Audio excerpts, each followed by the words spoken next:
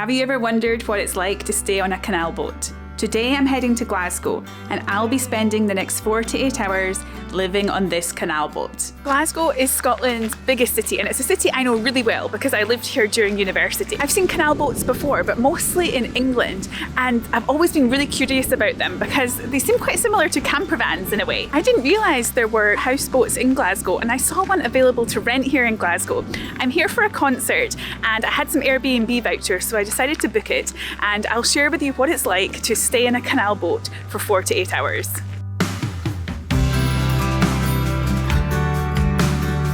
So about a 20-minute walk from the city centre is Speirs Wharf, and this is where the canal boat is located. So it's really central and it's a great place to base yourself for exploring Glasgow. So I'm inside Speirs Wharf now and I can see the canal boat in the distance. I think it's the blue one. Okay, I've arrived at the canal boat. Let's go inside.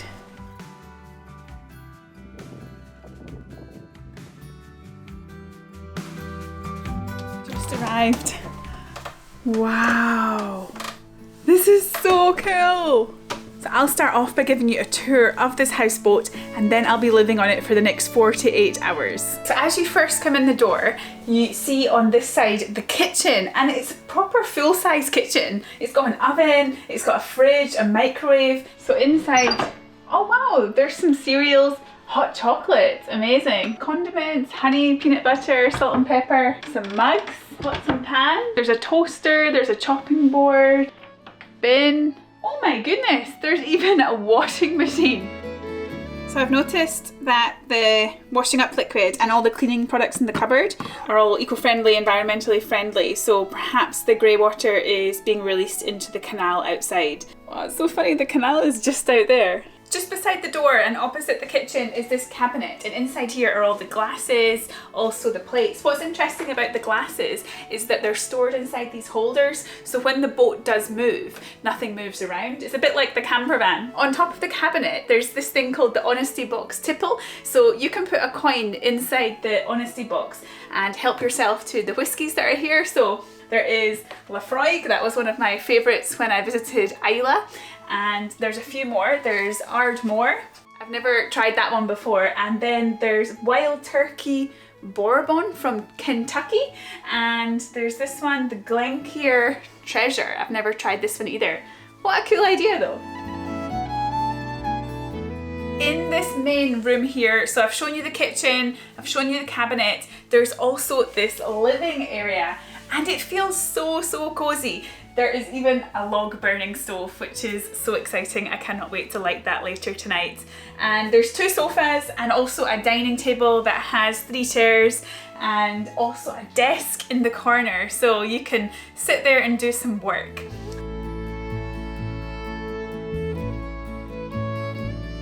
I absolutely love seeing different types of accommodation. I love campervan travel. I love staying in unique accommodation, and this is absolutely amazing. So let's go and look at the rest of the houseboat.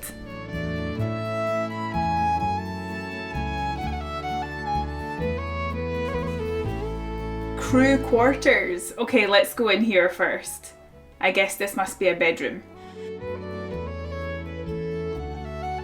This is one of the 2 bedrooms on board the boat. It's set up as a twin room, and it actually feels super spacious. When I was younger, my family used to have a static caravan, and there was a twin room and you could hardly walk between the beds. In this room there's quite a lot of space to move between the beds. Something I've also noticed with the living room as well is these curtains. So this must be, so the cover goes onto the window like that and then provides some privacy. That's quite an interesting way to do the curtain. I've also noticed in the living room and also here there is a heater, so that's great for the winter. It's actually quite cold today, so I'll probably put on the heater or maybe the log burning stove later on tonight. Inside the bedrooms there's also these sockets, so you can plug in your things to charge. There's AC power there, and then it looks like there's also USB sockets, so that might be AC or DC power. A little lock on the bedroom there if you want some privacy. So far, pretty impressed. This room is very, very nice and quite comfortable. I could easily stay in here. Houseboat is such an upgrade from living in a camper van. Just opposite this room, there is another door, which I presume is a bathroom. So let's go and have a look. Yes, this is the bathroom. So as I turned on the lights, there's quite a noisy fan in here. So this is lovely. There's even a bath. So it says here some instructions for the shower. So you need to use eco-friendly products, as all the grey water from the shower and I guess the dishwashing is pumped into the canal.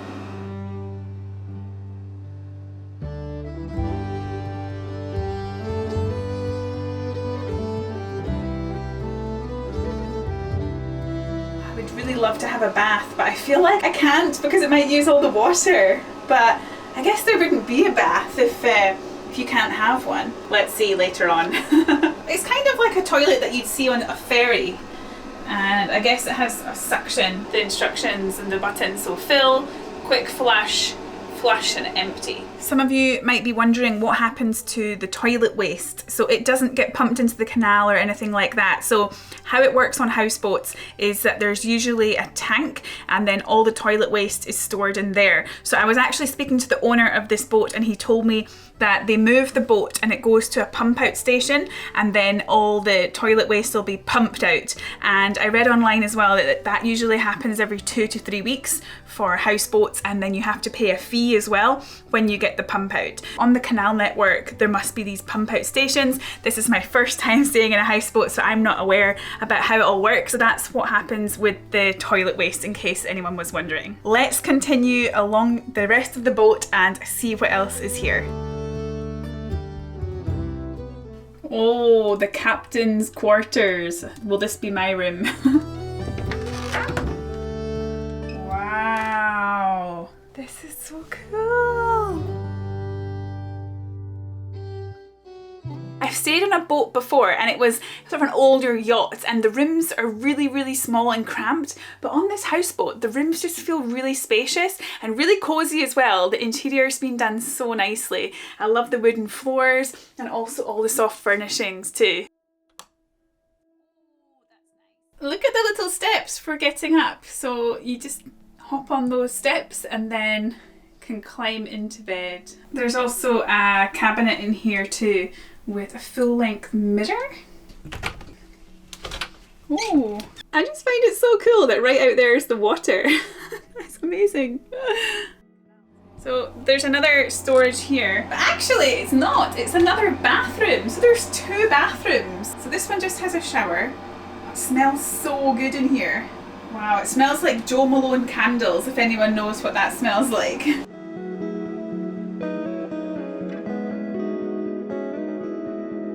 Let's check how comfy the bed is.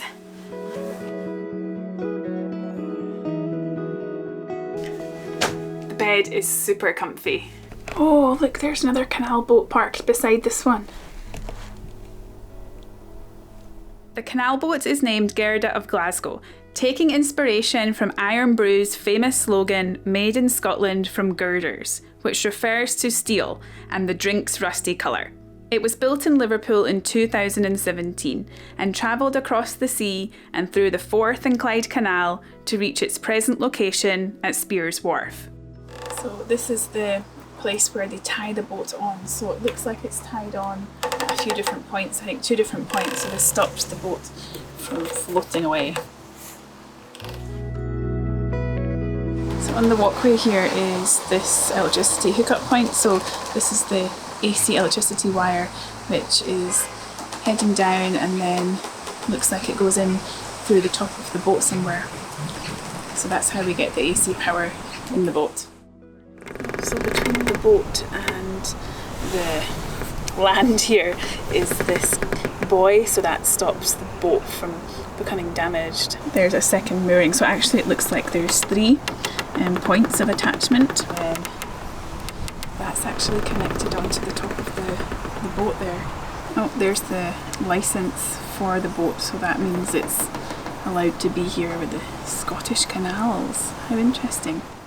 So this houseboat is located quite central in Glasgow And I was searching for some supermarkets near here, and I noticed that there is an Asian supermarket within a short walking distance. I'm going to head there, see what they have, and then maybe cook some Japanese food here tonight. I went to a nearby Asian supermarket called Matthew's Foods.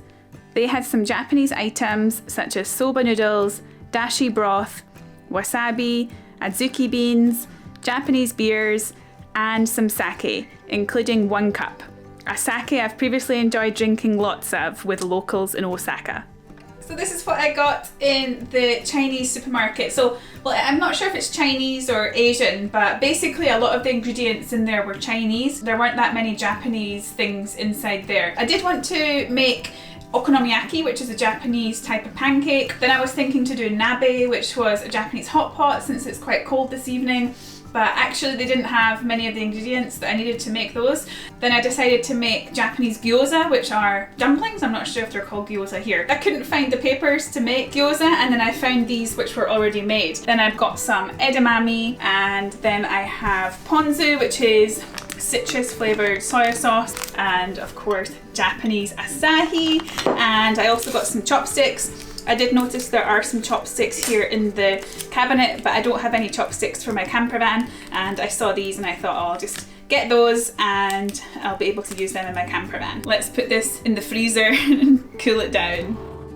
So inside the fridge there was some Iron Brew, which is, after whiskey, Scotland's national drink. For those of you who haven't seen Iron Brew before, it is a soft drink. I'm not really a fan of Iron Brew. Probably not drank a can of Iron Brew for about 15 years. So I will try it and see if I like it again. Maybe 15 years later, I'll become a fan. And there's also Tunnock's tea cake, which is also a very famous snack from Scotland. And I'll show you what that looks like too. It's actually quite nice. It's not as bad as I remember. I did hear that in Scotland, it's maybe the only country in the world where Coca-Cola is not the #1 best-selling soft drink. Iron Brew is in Scotland. Okay, so here is the Tunnock's tea cake. So there's marshmallow, biscuit on the bottom, and then chocolate around the edge. Okay, next I'm going to light the log burner. It's getting quite dark and it's been quite cold recently. I think the other night it was 4 degrees overnight, 4 degrees Celsius. I want to light the log burner. I'm really excited to light the log burner. I just love log burners so much. Okay. This is a really nice size of log burner too. It's not too big, so it won't boil the room.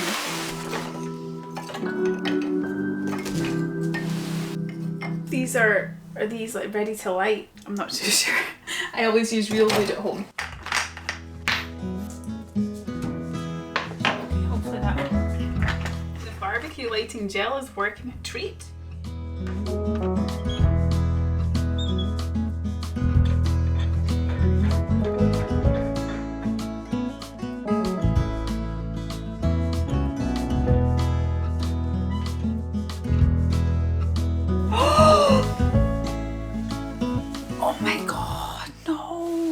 Luckily I have lots more clothes with me. Okay, looks like the fire is going well now.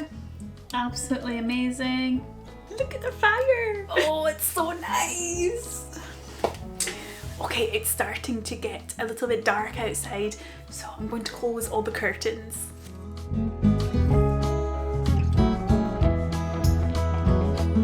There's the fire behind me. It's giving out some serious heat. It's been on for about 30 to 40 minutes now, and the heat is just radiating out all through the room and through the rest of the boat. So I've turned the air down a little bit, but there's a nice flame still there. It's burning really slowly.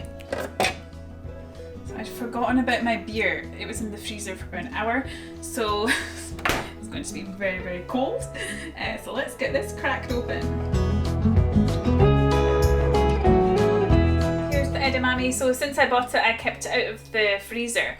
So for people who are not sure about what edamame is, these are Japanese soybeans, and they're most similar to peas in a pod probably. You squeeze them like this into your mouth and you don't eat the skin. This here is the edamame. I quite like eating them frozen too, to be honest, but they're a bit too hard. I think it needs maybe just like 20 seconds. Still a bit frozen. You can boil edamame as well, but I don't really like them boiled, to be honest, because it's quite easy to overcook them and then they get mushy. I really like them when they're quite hard. What I like to do is just have them like just with salt, really simple, and I'll just add a little bit of salt. I've seen in some supermarkets they sell just the beans, so without the pod, and they're really good just to put in like salads as well. So when you make them, it's good just to have a spare bowl on the side, and then you can put the pods in there. If you want to eat them, you can just pop them in your mouth like that, and then put the pod in there. So people who have already eaten edamame will think that's ridiculous, me showing how to eat edamame, but I didn't know, and it's not really a common thing to have on the menu in Scotland unless you go to a Japanese restaurant. Here's the beer, my Asahi. Cheers everyone! Since I'm doing a Japanese food and drink evening, it should be kanpai. Kanpai Tomodachi! There's a bookshelf with lots of interesting books, and I picked up two that looked quite interesting. So the first one is Exploring the Munros. So this looks really nice. There's lots of lovely photos, and the more I read about the Munros and the more I meet people that are doing them, I'm so inspired to also start doing the maroon bagging. Another interesting book I found is a small book of Glasgow phrases and expressions. A lot of the time people say to me, oh, like your Scottish accent isn't so hard to understand, but I think a lot of people, when they think of a Scottish accent, they think of a Glasgow accent, because Glasgow is the biggest city in Scotland, so there's more people from Glasgow. I mean, the population of Scotland is about 5 million, and there is a huge percentage of people that are from Glasgow. I'm going to take a read of this book and see if there's any funny expressions in here. Cheeky water, alcohol. I like that one. Kunsel juice means tap water. So yeah, if you come to Scotland or Glasgow and you struggle to understand some people, it might be because they're pronouncing the words in like a completely different way, or it's pretty much a different word altogether. So I guess you can get a book like this and prepare yourself in advance if you really want to. Okay, it's time for gyoza. So as I was looking in the cupboards earlier, I noticed that there are different selections of oils, including sesame oil. Sesame oil is the best one to use when making these. There's obviously gas in this houseboat, that's amazing. Oh, right. Sesame oil in. Is the gyoza's cooking now in the sesame oil. There's quite a lot, so if there's any leftovers I'll have them for lunch tomorrow. So I'll let these fry and then turn golden on the bottom. Then what you need to do is add some water and then cover them, but I don't think there is a lid to cover them, but it should be fine. So I'll show you what I do next. Are you ready for the big moment? Have a cover on it. Since I can't really steam them because I don't have a lid, I'm going to like turn them over and just try and like fry them on the other side as well.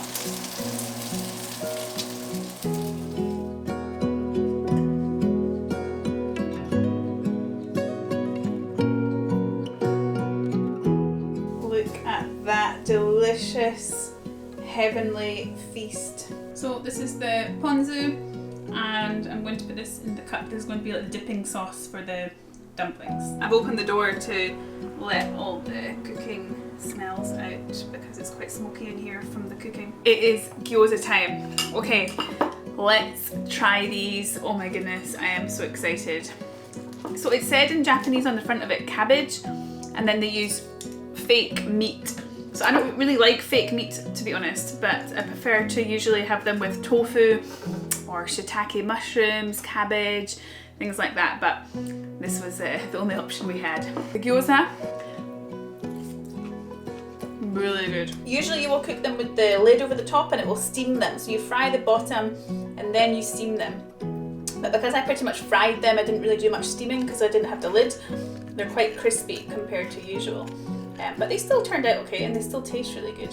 When I was traveling in Japan in a campervan, I made gyozas a lot. They were one of my favourite dinners to make in the van. This is the first ever time I've had them pre-made. I always make them from scratch. Oh, these are delicious.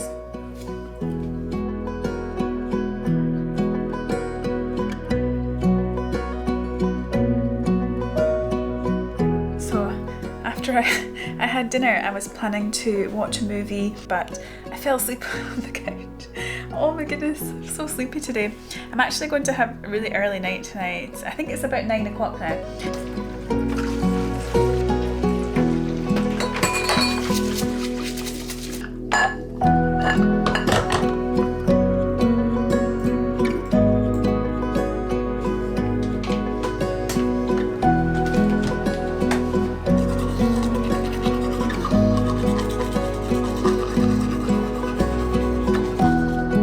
Brushing my teeth and I'm about to go to bed. I've had the best day so far in the houseboat and I'm really looking forward to tomorrow. I'll have the whole day to enjoy the houseboat. I might watch a movie, and also I'm looking forward to making my breakfast and coffee in the morning. This video has been possible to film today thanks to Manta Sleep. They make the most amazing sleep eye masks. If you're like me and love to have 100% blackout when you sleep, these are the perfect masks for you. It blocks out all light so nothing gets in, they're super comfortable, and the straps are adjustable so they can be customized to the size of your head. There's no pressure like other eye masks because it's not elasticated. It has a Velcro strap like this and it's easy to adjust. I can't see anything right now, it's completely blackout. I've also noticed here, obviously we're in a city, so there's bound to be a lot of street lights, and just outside the window here beside the bedroom there is a street light, so there's some light coming in. There are covers for the windows, but there is a little bit of light that comes in, so I'm going to be using my Manta Sleep mask tonight to block out all that light. If you love a great night's sleep like me, Manta are offering 10% off if you use the code RUTH at checkout. Now time for bed.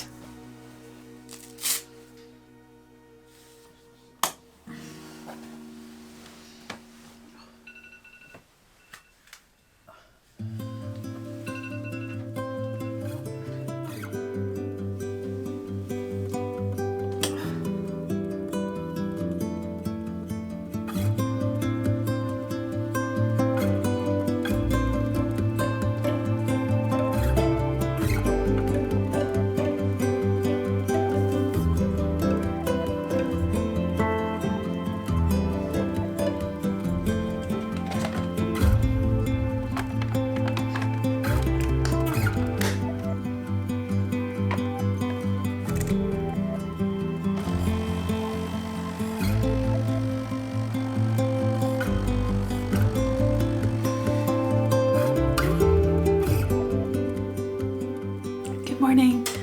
I slept really well in the bed. It was super comfy, and this morning I had a shower. The pressure was just like in a house, but what's interesting is when you're having a shower you need to press the black button, otherwise the water will stay in the shower tray. I did think that maybe last night when I was sleeping I would feel the boat shaking a little bit, but it didn't move at all. There is, however, a creaking sound sometimes that I can hear, so maybe that's because it's tied on to the mooring here and the movement of the water is making the boat creak, but when you're in the boat it doesn't feel like it's moving at all. Last night I was really warm as well in the bed. I actually woke up during the night and I was too hot, so the warmth from the log burning stove and also the heaters inside the canal boats warmed up the whole place, and because it's a small space the heat really travels quite quickly compared to a normal house. I managed to wash my jumper in the washing machine this morning and I've hung it up there to dry, and all the black colour has come out. Today I want to go out and explore more of this canal network. I've been looking on the map and it looks like it stretches for quite a long distance, so I'm going to walk along the canal today and see if we can see any more canal boats and see what it's like. Beside the lights here, here's the measurement of the water, the waste and the fuel. So I noticed yesterday when I arrived the water was full, so I've taken a shower and washed my hands and done the dishes, and I've also done one load of washing, so that looks like the water's down at a quarter now. So I wonder how many litres the water tank is. Waste is half full, and then the fuel, so waste, I wonder if that must be the toilet waste, and then fuel they have a quarter. Here are the different electricity things. So it's a 24 volt system for the mains, 12 volt for the engine, we have a wee spider friend there, and then 12 volt for the bow thruster. Quite interesting, especially if you know about batteries and campervanning, you know about how all the wiring and things work, so it's quite similar with the boat. The boat and campervan wiring are all sort of 12 volt, 24 volt systems compared to a house. So I'm out here walking along beside the canal in Glasgow, and It's incredible. The Scottish Canal network is a system of man-made waterways in Scotland. They were built a long time ago to help transport goods and people. One important canal in Scotland is the Forth and Clyde Canal, which connects the east coast of Scotland to the west coast. It was finished in the late 18th century and played a big role in the Industrial Revolution. Such a great find to come across that community-led and food-led cafe. The coffee was amazing and definitely needed, because I realised the coffee I had this morning was a decaf. If you're in the area, I definitely recommend checking out that community cafe. In Scotland, there are about 137 miles of canals. This is a lot less than in England, where they have a much bigger network of over 2,000 miles of canals. Despite having fewer canals, Scotland's waterways have their own unique history. Speirs Wharf, where I'm staying, is a place that's part of this canal network.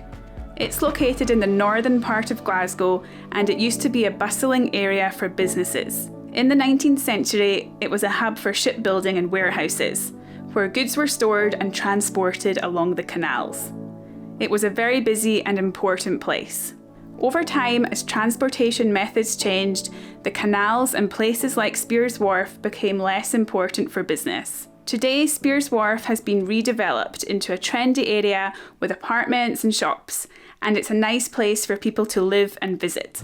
I made it back to the canal boat after my walk along the canal, which was absolutely brilliant, and I'm going to have some lunch and then I'm going to put on a DVD and watch a movie. While I was out, I found a falafel shop. So this falafel wrap is £5 and I love falafel. Inside there's so much yummy falafel, salad and also jalapenos.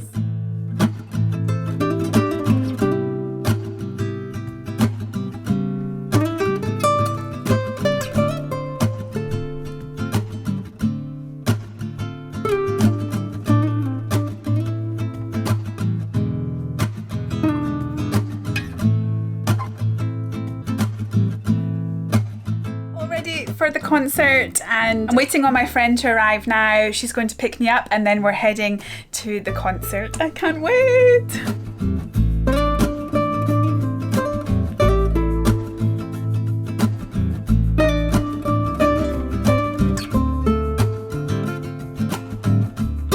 The concert was so good.